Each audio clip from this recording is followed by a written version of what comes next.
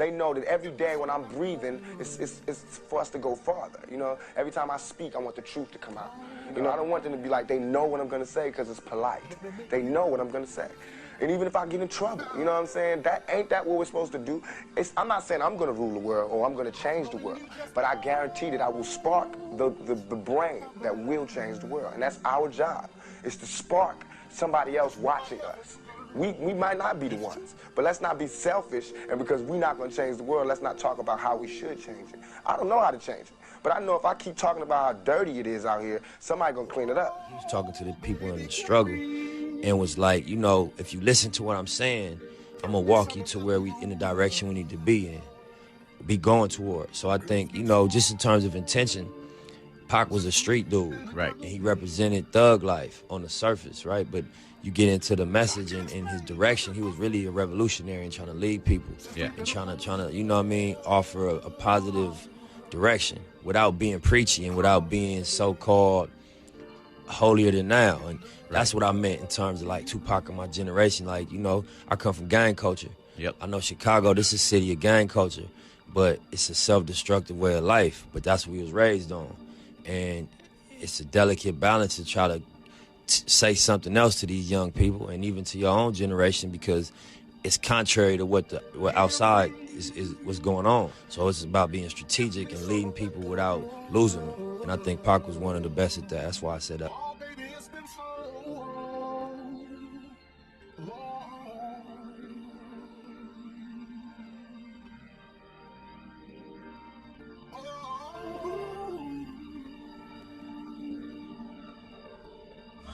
Time I learned a few lessons, never fall for riches. Apologies to my true sisters, far from bitch. Come and raise my black nation, reparations are due. It's true, growing up in this world, I took advantage of you. Tell the babies how I love them, precious boys and girls. Born black, this white man's world.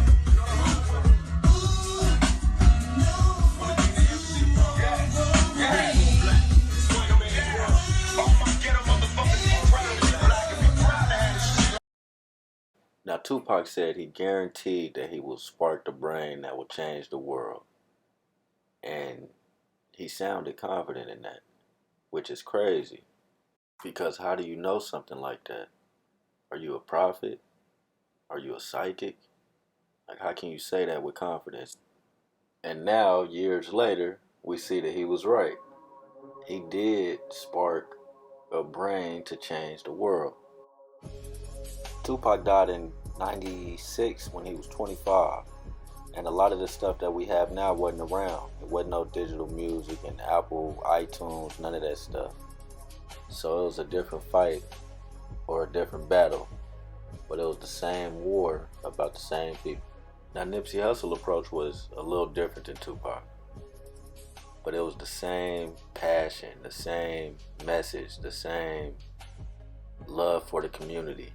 Nipsey was a little more laid back, with the same fearlessness though, almost the same spirit, and they never even met. It's so spiritual that I ran across a clip of him talking about how spiritual it was while I was doing this video. I'm influenced by things that happened in my life that was like, that God had to be God. Music is spiritual. Anybody that fuck with music long enough, you know, if you don't cloud yourself and you don't like miss it, you're gonna realize it's spiritual. You can miss it though, you know what I mean? But if you in tune and you present enough, you're gonna be like, it's vibrations, it's the word. If you even read the Bible, in the beginning, it was the word. You know what I mean? So the power of the word is intense, it's real. Think about this. You going somewhere mentally and you bringing something back that people that aren't where you just went can hear in the place that you both are. Like, you go somewhere when you go pull a lyric down. Where is it at? Where does it exist? You know what I'm saying? And then you say it with your voice, and now everybody can hear it. So that's, what is that? But it was the truth that existed in everybody's space. You just went and like brought it down to the level that we communicate on. You know what I'm saying? So that's spiritual. Even producers make music. Where does the music exist at? They hear A, B, C. Where does that, until they play it, they bringing it down to our level of experience, but it exists already because they heard it. So to think it's not spiritual, I think is being like, you're not thinking about it long enough. You know what I'm saying? You go into the next thought so quick that you don't get a chance to really sit here and evaluate what you're doing. He said music was spiritual because it comes down from a place and then we're able to share it in our realm or on this third dimension. Not only music and producing, everything, every art, every sound, because the mind and the thought is what we can't see. That is spirit. You can't see my thought. Or the word, because you can't see words coming out of my mouth. It's constructs in your mind that like pictures that's attached to the words that make you understand what I'm saying, but you can't see what's coming out of my mouth. It's a vibration, it's energy, it's spiritual. Just like the breath. We can't see the breath, it's spiritual. So knowing that the word is spiritual, then we also know that the name is a word and it is also spiritual and carries a vibration and a frequency and a meaning. What's your name mean? My real name, it means God will rise. It's ERMIAS though. That's how you say it. Oh, that's how you say ERMIAS? ERMIAS, yeah. ERMIAS. Yeah. How do you say your last name? ASGHEDOM. I was like, how Yeah. did you say ASGHEDOM? I just found out a few years ago what my name meant too. You know, the whole time I didn't know it had a meaning behind Who it. brought that to you? Who One of my homegirls, we were just riding around and she was like, "What do your name mean?" And I'm like, "It's just an African name. It don't got no meaning." She like, "You sound crazy." She Googled it. Yeah. And she like, "Look, nigga." And I was like, "Damn, that's powerful. God will rise." I mean a lot, you know? You would think that was a coincidence, but it's not. It's a manifestation of a word, like the law of attraction or like speaking something into existence. Y'all believe in manifesting. So within his name was a message of prophecy that we all done heard before.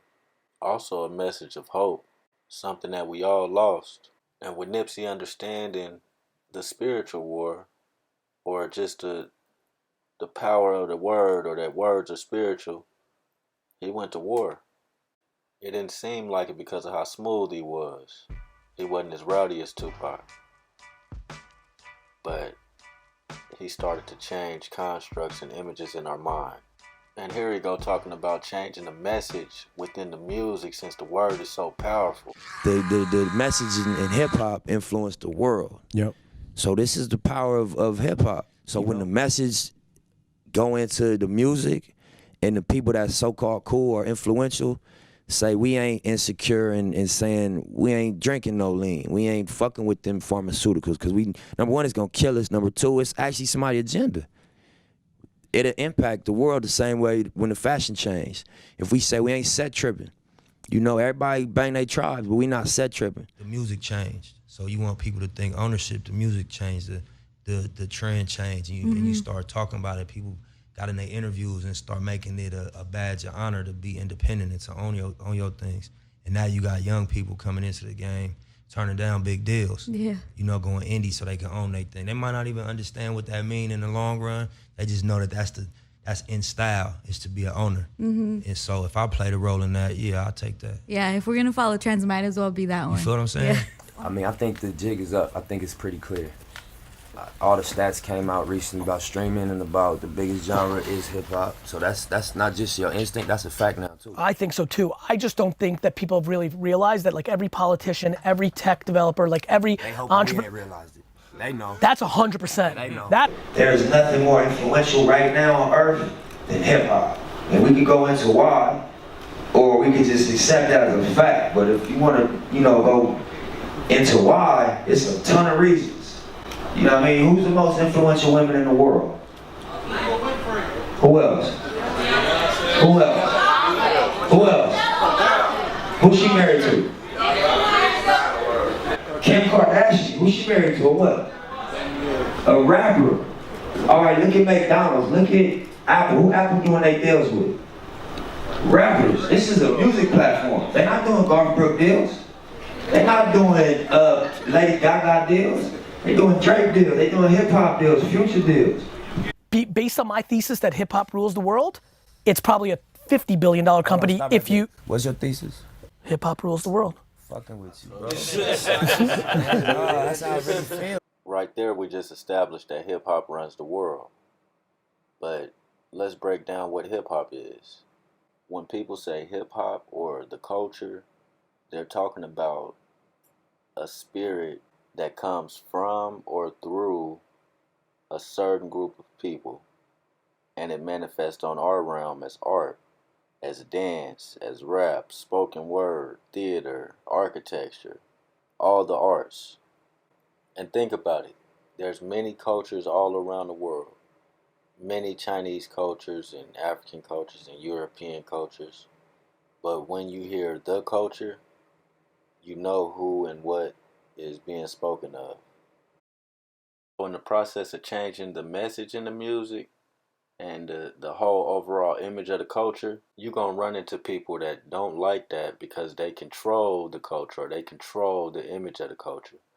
It's people that control gang culture and the image of gang culture. It's people that control fashion and the image of fashion. And it's people that control health for the black community, the education system, the prison system. And somebody controls all of that and profits off all of that. And everything I named is a part of the black culture or hip hop. So he went to war on the image of gang culture, the media, the education system, the health industry or pharmaceutical industry.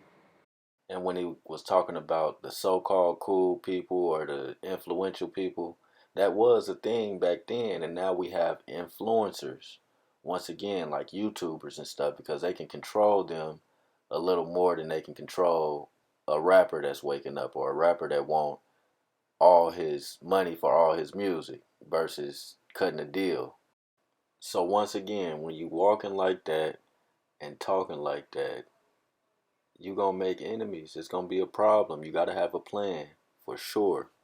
He knew that those big businesses that held the power would try to put him in a box as a gangster rapper or a gang member instead of a business mogul or somebody that's really helping the community. So he started to separate himself from all the rap niggas. Don't get it confused. Don't judge me on rap standards. Don't put me on rapper time, because you know my life ain't just a rapper life, and my history, my background ain't a rapper background. 100%. It feels like somebody needs to have a real talk about reeling stuff in. Right. You know what I'm saying? Before we lose another generation. By the way, that's in progress. Yeah. That's in motion. I wanted my message to impact gang culture. You know what I'm saying? I wanted what I had to say to impact individuals like myself, young people that was in these areas that was controlled by gangbanging. I didn't want to preach to the choir, but I wanted to be able to say, you know, I'm one of you, and where I'm gonna go, wherever I end up, you're gonna know that you can end up there too. Whether it's at the top of the game or in a successful situation as a business owner, I came from this, and it's authentic, and I'm not on the outside of this culture. That's why I came in like I came in. I wasn't trying to like be on no super tough guy shit, you know what I'm saying? I just wanted to be clear that, you know, wherever I take it, I'm not different. I'm exactly the same. I've been through everything you've been through or you're gonna go through as somebody in that culture. I was up close. I saw like the effects of it up close, you know what I mean? So it was never something that I felt would be honest to promote. Right. You know what I mean? I was really, really close to a lot of people that was affected negatively by, you know, our culture. Yeah. So at the same time, I was inside of it, so I empathized and understood from my own lifestyle and my own experience of, you know, how young people get brought into that life, you know, so I could never take a judgmental perspective on it, but I also was like, it's almost a catch-22, you know what I mean? And you kind of stubborn to the outside world when you're a part of that culture. Yeah. Because you like, y'all don't experience what we experience. Y'all don't understand what motivate the decision to bang and be involved. And once you start banging, a lot of people signed up for something that they didn't know how serious it was gonna get. You know, being young and just being outside and it maturing into something that got serious. To be honest, I adapted to the culture. I didn't naturally. That's not who I am naturally. The culture of gangbanging in LA. That's not, none of us grow up as kids, we come from nurturing, but there's a lack of that and the coldness you get from going outside. As a gangbanger, right, when you go on a mission, you might, when you looking for your so-called enemy, you driving through a different hood down the street. You know, it's an invisible line. You cross this street, now you in another hood, and you hunting. And when you looking, you gonna pass up the dude that's dressed square, right? You gonna pass up a dude from a different race. When you see somebody that's dressed like you dress, and got the walk like you got, and got the body language like you gonna say, there you go, get him. And that's deep. Whew. You know what I'm saying? When you really unpack that. That's crazy. You know what I'm saying? You looking for yourself just on the other side of town. And you gonna hop out and attack him and try to down him in a real way. And being caught up in gangbanging culture, you don't think that deep. Okay, so at the base of human needs is our physiological needs, you know, the basic survival. And there's other needs that come above that, but if you can't address these, the basic, everything's off. All that other shit don't count. And it's come to resources. You know what I'm saying? It's where you get a different person once you get past this first level. I wanted to talk to you about this complex thing, even though I don't want to run into the ground because I know a lot of people asking you about it, but... You know, I had an issue with complex that I was very vocal about. Especially when it came to big blog names and sites like Complex, right?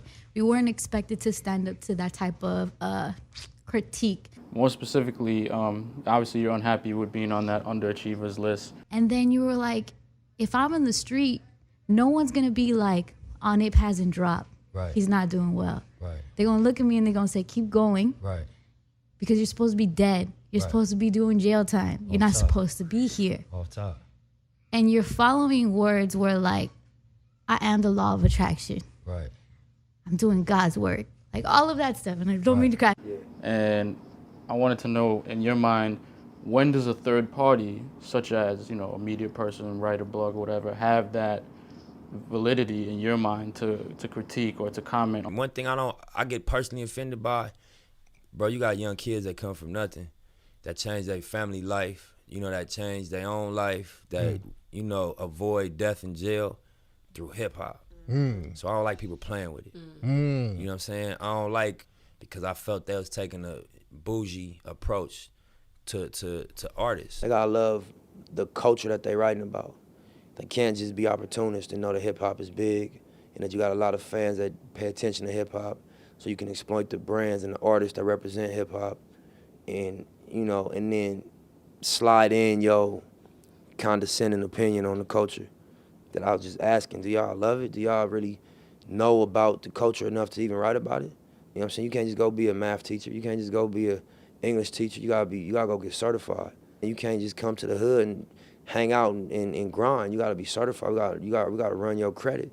So you can't just write about something that's real, that people hold precious to them, that they get inspiration and they get, you know what I'm saying, something real from. You can't just write about that frivolously. That was my question. Like, do y'all love it? Do y'all really care? Are y'all a publication that loves hip hop, or is it, you know, sensational? And is it like something, you know, people are interested in, so you write about it because it's like, it makes for good news? You gotta do anything you do with love, or you shouldn't do it, or it's gonna come across like it ain't.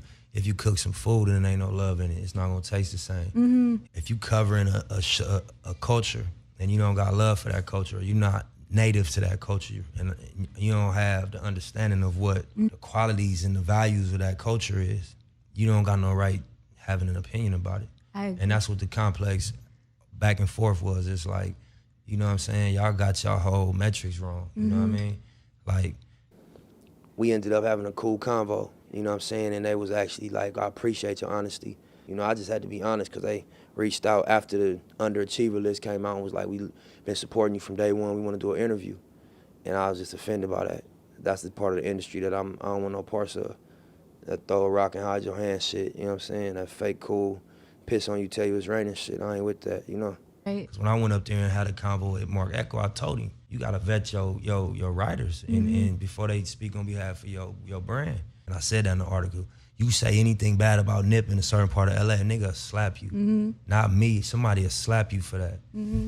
This our life. We ain't monkeys dancing for y'all entertainment. You feel me? So be careful when you talking about this shit. Niggas will take offense to that. So for me, it's like, if you ain't come from hip hop culture, for real, if you don't come from where this thing started, if you don't come from the energy that created this thing and that people are drawn to this thing because of, be careful how you critique this thing, bro, because your opinion has not been validated. Yeah. You feel me? Yeah. It hasn't been validated. So when I hear somebody like, dude, you know, saying things like for example, they said recently that 21 Savage said that he stopped buying jewelry and that he gonna spend his money on investing. You know, that's a powerful message. It is. For somebody that people follow and that's from a young generation. And academics criticized him. They said, I don't want to hear nothing but killing and I'm about to kill the ops. And I don't want to hear that from 21 Savage. That shit right there get you fucked up. That's coon talk. That's coon talk. And we supposed to fuck niggas up for that. Period. We ain't supposed to be understanding. We supposed to catch you at Complex Con or wherever you at, and we supposed to spank you for that. And you supposed to learn I was wrong. We ain't supposed to do nothing you can't fix. We ain't supposed to take the overboard. We supposed to fuck you up for that. Because you gonna respect something, bro. You ain't gonna play with niggas like that. You know, and you ain't on the front line. That's what I was saying about instigating beefs and shit. We would fuck niggas up for that growing up. You don't even say nothing about this unless you gonna jump in and get your hands dirty. That's a fact, bro. Niggas, it was so delicate in the back of them buildings. You better not say nothing, bro. If you ain't gonna fight, you ain't got nothing to say. Don't, when a nigga get socked, don't do none of that, bro. I've been paying attention to his message. And I ain't like it, but I respect how you eat, bro. Whatever you do to pay your bills, I can't knock you. But after a while, you becoming, you getting out of control. You know what I'm saying? And then you got companies that add gas to them sparks. Yes, indeed. For their own interests. Yes, and then indeed. they sell advertising space. And I don't like that shit. I'm clear on what that motto is. You playing with niggas.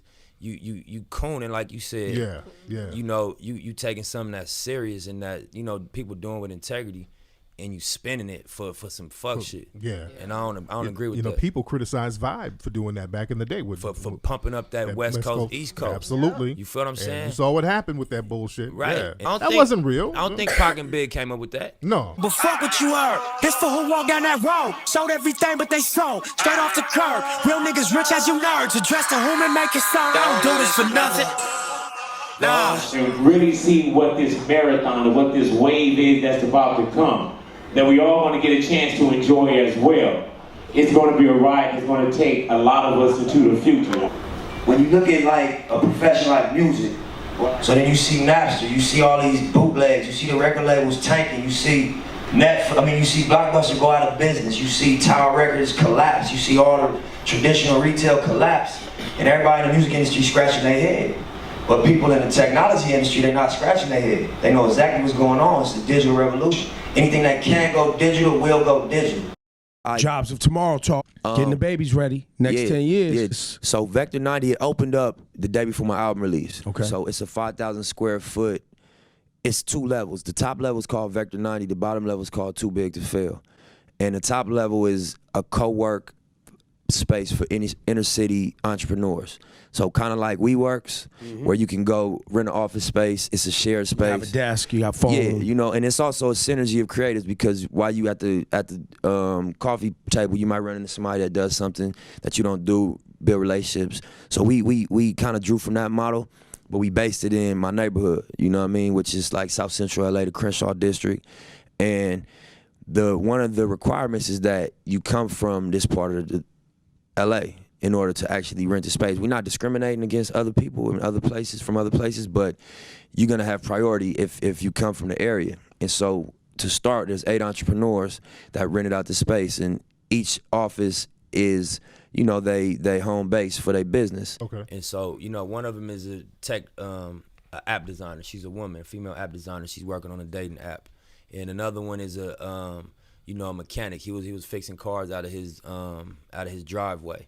And basically the motto is that at the end of the year, Dave, myself, and the rest of the team, we're gonna invest every year into one of these companies. Oh man. And do they round day seeding. You know what I mean? And so that's the incubator part. Oh yeah. And then so the bottom level is a science, technology, engineering, and math center.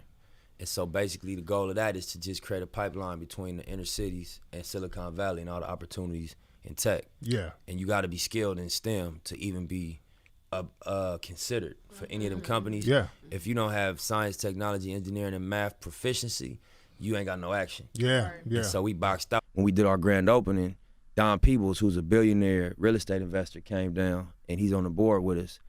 And, you know, he spoke, and, you know, my partner, David Gross, whose idea was originally, he put facts about the wealth inequality on the wall as like the aesthetic of the building. And you look at Facebook, you look at Google, you look at all of these multi-billion-dollar technology companies, and look at their demographic. It was like a bar chart: white, Asian, you know, black. It was like less than, the highest one I seen, I think, was Facebook with like 9% black people working in that company. How many of us got Facebook? All of us. All of us. How many artists who got hundreds of millions of followers are black?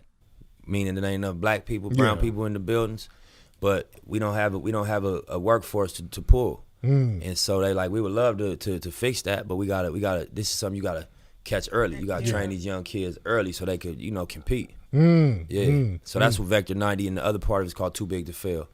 So Vector 90 it's a for-profit model. Okay. You know, and Too Big to Fail is a not-for-profit model. Oh, that's.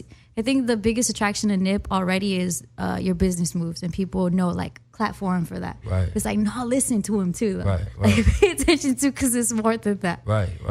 Very strategic. I love the planning behind everything. Thank you. Favorite records on the album? You make a Spook Who Sat by the Door reference. You know about that, man. Oh yeah, absolutely. I read that book, but I don't think you a spook who sat by the door. I think your intentions are pretty clear. Well, now I would say so, but even to the point we made earlier, that's one of the reasons I was so vocal about where I was coming from and what I represented, because I knew who I wanted to mobilize. You know what I mean? And I'm gonna name my last album "The Spook That Sat by the Door." You know what I mean? When I finished my situation with our partnership at Atlantic, and for anybody that ain't seen that movie or read the book, it's about a gang member from Chicago who presented himself in a way he never caught no cases. He had a clean cut look, and he infiltrated the CIA. Yep. And he became educated and basically he used their agenda, which was to have a token nigga in the CIA for political reasons. You know, we gonna speak blunt, fuck it. He used it against him. And I think that in terms of hip hop, you think of the message that they embrace, I feel parallel with, like, you know what I mean, the power structure. I don't mean the culture of hip hop, but the power structure of music. They got prescribed personas they expect from us. You know what I'm saying? So I feel like the way he used their intention against him was one of my underlying strategies. And he I don't want to go blow nothing up like he did in the movie, you know what I mean? But just in terms of being able to mobilize his homies to a higher cause, you know? It's legal to kill black people. It's legal to kill unarmed black people. And I'm like, boy, Nip gonna get in some shit for this. When you drop a bar like about Dr. Sebi, like just that one thing, they killed Dr. Sebi, will make somebody go research who Dr. Sebi is. The Dr. Sebi doc. Yeah. So, Is it true, like, your next business venture is gonna be documentary? You're doing a documentary, is that true? Yeah, I'm working on one. We doing a collection of info on Dr. Sebi. It made me think, why people don't know about, why they gotta be somebody's agenda for us to not know about this story. Yeah. So when I found out about Sebi, and it's about his case that he beat in 1985. Yeah, that AIDS case. You know what I'm saying? Yeah, oh yeah. I felt a certain frequency from what he was saying. It was making too much sense. I started really reading up on dude, watching his interviews and everything, and I just found myself telling people about it. I think that story is interesting. It should be told. Yeah. Why isn't that like the no disrespect, like Rosa Parks? We all know about Rosa Parks didn't get up from her seat. That's an honorable example of, you know, somebody from our history. Yes, indeed. Sebi going to court and proving that he cured AIDS. Absolutely. Come on, why we don't know about that? Absolutely. And you know, and he just died mysteriously down there. You know what I mean? Yeah. And so you know how they play. Why you think they killed him? Why do they kill all holistic doctors? Messing up the medical industry. You short stopping their grind. Why do niggas get killed for hustling in front of a nigga spot? You short stopping the grind. And these niggas, they check is billions. You got niggas that get flipped for a couple $100,000. So you playing with some pharmaceutical money, you know? And what's crazy, I'm working on doing a documentary on the trial in 1985 when Dr. Sebi went to trial against New York. Right. because he put in the newspaper he cured AIDS. Yeah. Did he He beat the He won that case, shit. Yeah. and he went to federal court the next day and beat that case on record. Yep. And nobody talk about it. I keep hearing people like so afraid for you, and it makes Protect- me afraid. protect Nip. Yeah, it makes That's me afraid, crazy. and it's almost become like a funny like meme type thing to say. Niggas was tweeting me, Hustle, be careful, man. Your plane gonna go down. I say, niggas better ride for me. Yeah, Nigga. It's dig. something That's to what I'm me. saying. Don't pray, ride for a nigga. Yeah, I tell that's them, it. yeah. I'm paraphrasing, but a couple niggas every generation that remind us of our strength and our stolen greatness. Yeah. Expound on that line a little bit. I said, see, it's a couple niggas every generation that wasn't supposed to make it out, but they decode the matrix. And when they get to speak, it's like a stolen language, or it's like a coded language. Coded language. Reminds niggas of their strength and all the stolen greatness. Yeah, that's clear, right?